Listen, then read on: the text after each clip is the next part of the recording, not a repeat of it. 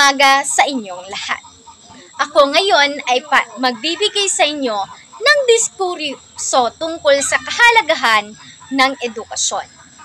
Ang edukasyon ay isang pundasyon ng kaalaman, kasanayan na nagbibigay daan sa pag-unlad ng isang individual. Ito rin ay isang mahalagang aspeto ng ating buhay na dapat bigyan ng mataas na halaga at suporta. Ang edukasyon ay nagbibigay sa atin ng oportunidad at sa pamamagitan nito, nabubuksan ang mga pintuan ng mga trabaho at negosyo at ang mga taong may mataas na antas ng edukasyon ay mas malaki ang tsansa na magkaroon ng magandang trabaho. Bukod pa rito, ang edukasyon ay nagbibigay sa atin ng kakayahan at magkaroon ng sariling opinyon at magdesisyon sa mga bagay-bagay na may kinalaman sa ating buhay.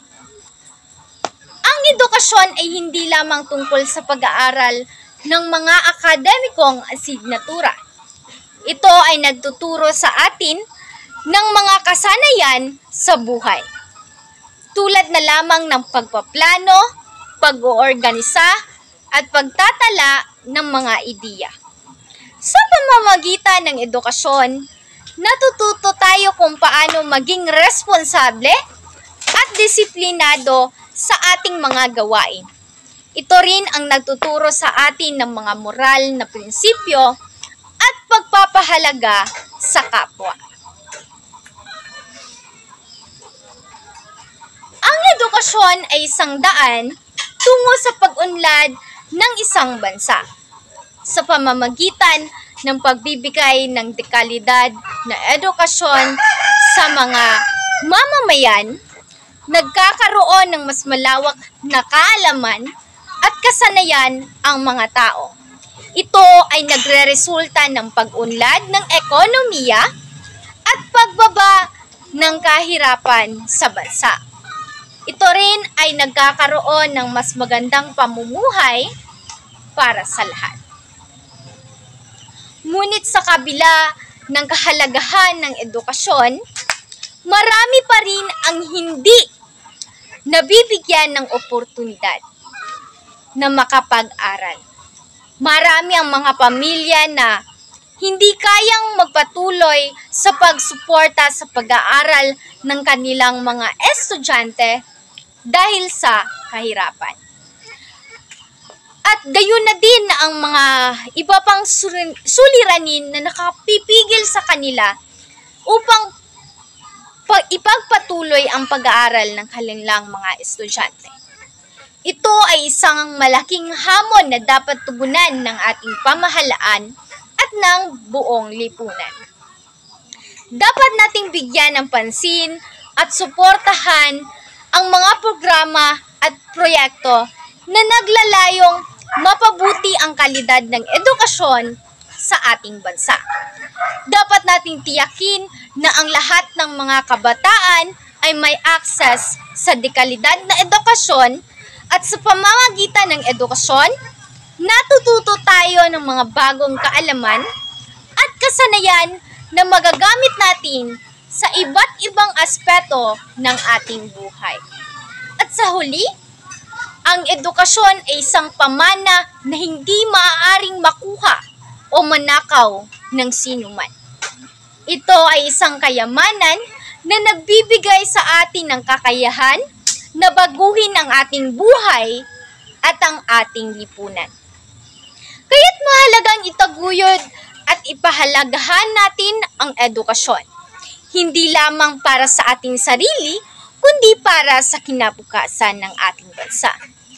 Ang edukasyon ay isang pamana na hindi maaaring makuha ni numan. Nararapat lamang na bigyan natin ang ating sarili ng edukasyon upang palawak ang ating kaalaman. Kaya't mahalagang itaguyod ang ipahalagahan ang edukasyon. Hindi lamang para sa ating sarili, kundi para sa kinabukasan ng ating bansa. Sa pamamagitan ng pagbibigay ng mataas na halaga at suporta ng edukasyon, magkakaroon tayo ng mas magandang kinabukasan para sa ating lahat at magreresulta ng mas maunlad na bansa. Ang edukasyon ay isang mahalagang aspeto ng buhay ng isang individual at ang lipunan bilang kabuuan. Ito ang pundasyon ng kaalaman, kasanayan at pag-unlad ng isang tao. Sa pamamagitan ng edukasyon, nabubuo ang kritikal na pag-iisip, malasakit sa kapwa, at pagpapahalaga ng kaalaman. Ito rin ang susi sa paggamit ng pangarap at tagumpay sa buhay. Sa pamamagitan ng edukasyon, natututo tayo sa mga kasanayang kinakailangan upang maging produktibo at makabuluhan ang ating mga gawain. Ito ang nagbibigay sa atin ng mga kakayahan na mag-analisa, mag-isip ng malalim at magdesisyon ng wasto. Ang edukasyon ay nagbibigay sa atin ng kaalaman at kasanayan upang harapin ang hamon at suliranin sa buhay.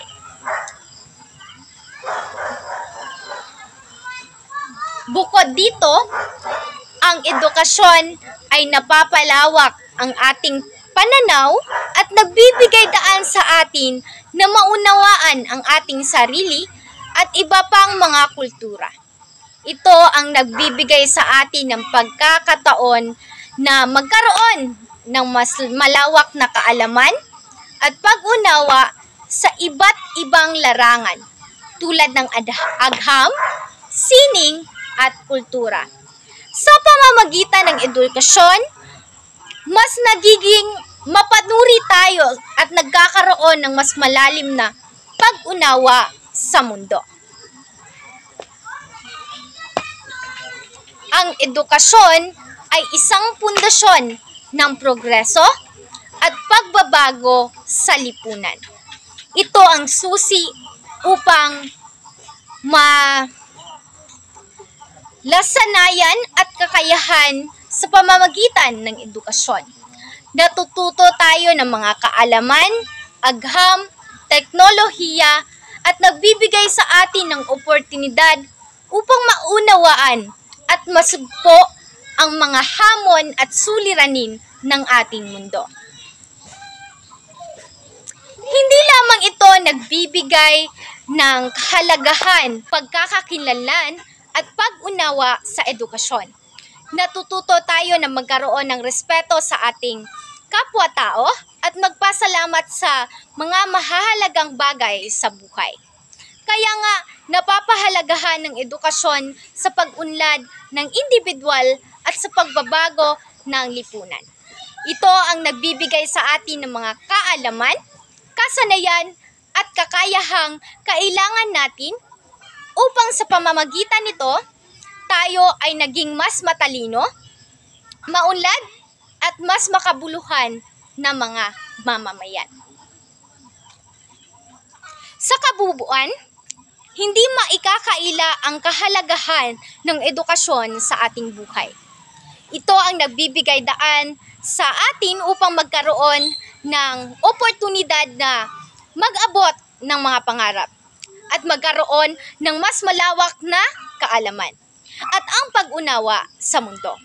Ang edukasyon ay isang pamamaraan na dapat nating pahalagahan at ituguyod para sa ikaunlad ng ating bansa at ng ating lipunan.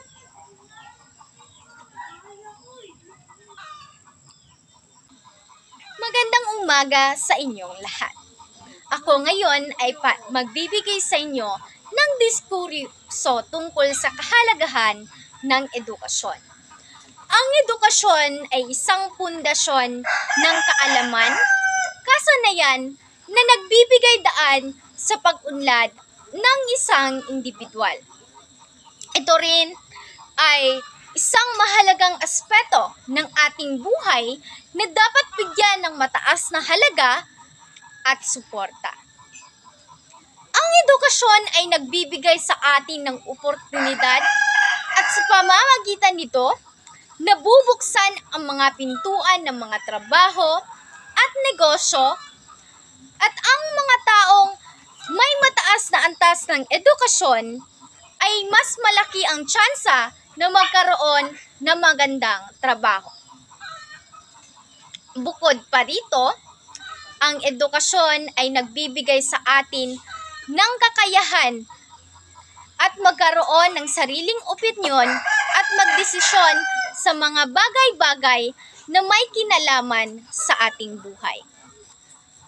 Ang edukasyon ay hindi lamang tungkol sa pag-aaral ng mga akademikong asignatura. Ito ay nagtuturo sa atin ng mga kasanayan sa buhay.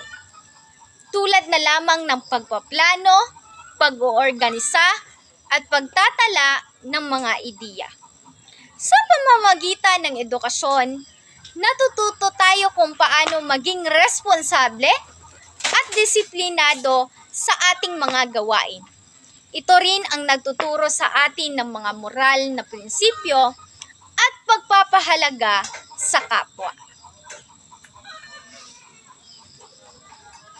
Ang edukasyon ay isang daan tungo sa pag-unlad ng isang bansa. Sa pamamagitan ng pagbibigay ng dekalidad na edukasyon sa mga mamamayan, nagkakaroon ng mas malawak na kaalaman at kasanayan ang mga tao. Ito ay nagreresulta ng pag-unlad ng ekonomiya at pagbaba ng kahirapan sa bansa.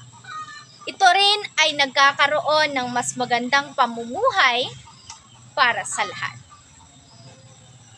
Ngunit sa kabila ng kahalagahan ng edukasyon, marami pa rin ang hindi nabibigyan ng oportunidad na makapag-aral.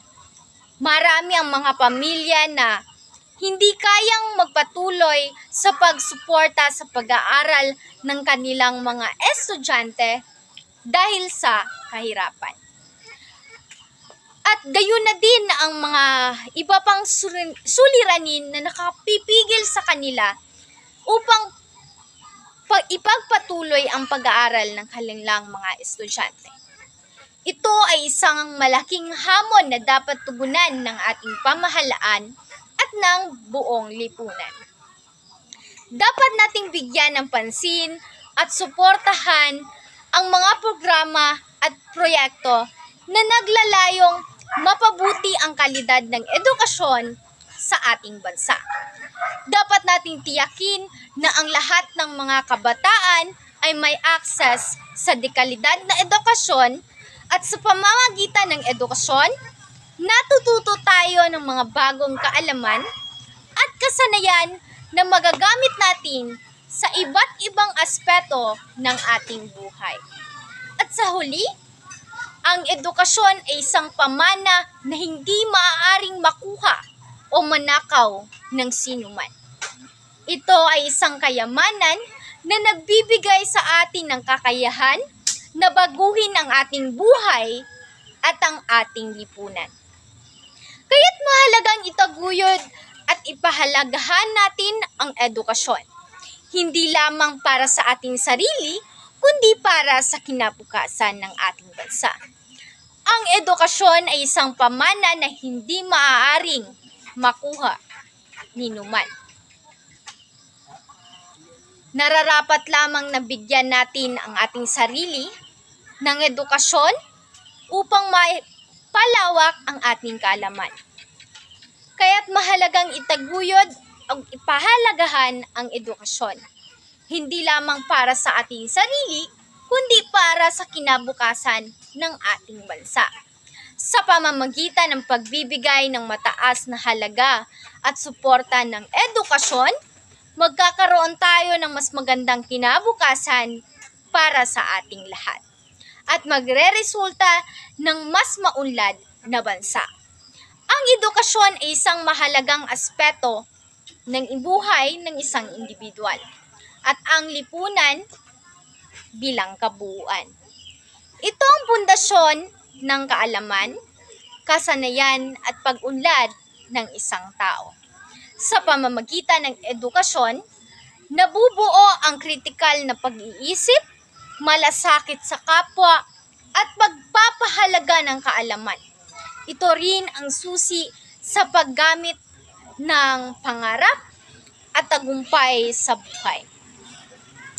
Sa pamamagitan ng edukasyon, natututo tayo sa mga kasanayang kinakailangan upang maging produktibo at makabuluhan ang ating mga gawain. Ito ay nagbibigay sa atin ng mga kakayahan na mag-analisa, mag-isip ng malalim at magdesisyon ng wasto. Ang edukasyon ay nagbibigay sa atin ng kaalaman at kasanayan upang harapin ang hamon at suliranin sa buhay.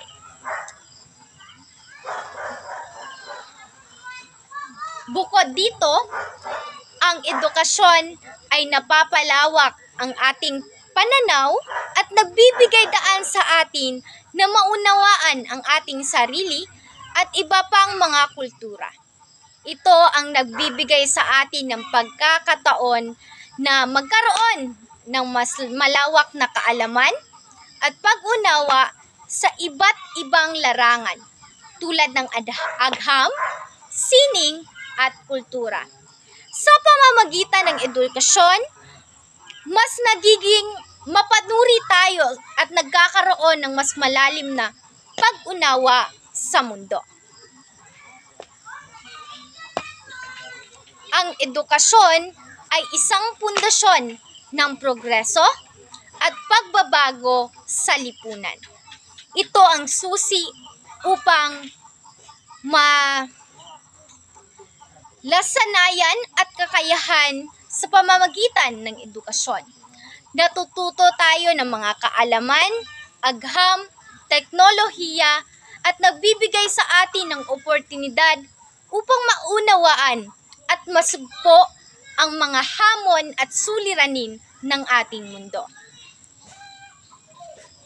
Hindi lamang ito nagbibigay ng kahalagahan sa ating pag-unlad bilang individual, kundi pati na rin sa ating pagkakaroon ng pag-unawa sa edukasyon. Natututo tayo na magkaroon ng respeto sa ating kapwa-tao at magpasalamat sa mga mahahalagang bagay sa buhay. Kaya nga, napapahalagahan ng edukasyon sa pag-unlad ng individual at sa pagbabago ng lipunan. Ito ang nagbibigay sa atin ng mga kaalaman, kasanayan at kakayahang kailangan natin upang sa pamamagitan nito, tayo ay naging mas matalino, maunlad at mas makabuluhan na mga mamamayan. Sa kabubuan, hindi maikakaila ang kahalagahan ng edukasyon sa ating buhay. Ito ang nagbibigay daan sa atin upang magkaroon ng oportunidad na mag-abot ng mga pangarap at magkaroon ng mas malawak na kaalaman at ang pag-unawa sa mundo. Ang edukasyon ay isang pamamaraan na dapat nating pahalagahan at ituguyod para sa ikaunlad ng ating bansa at ng ating lipunan.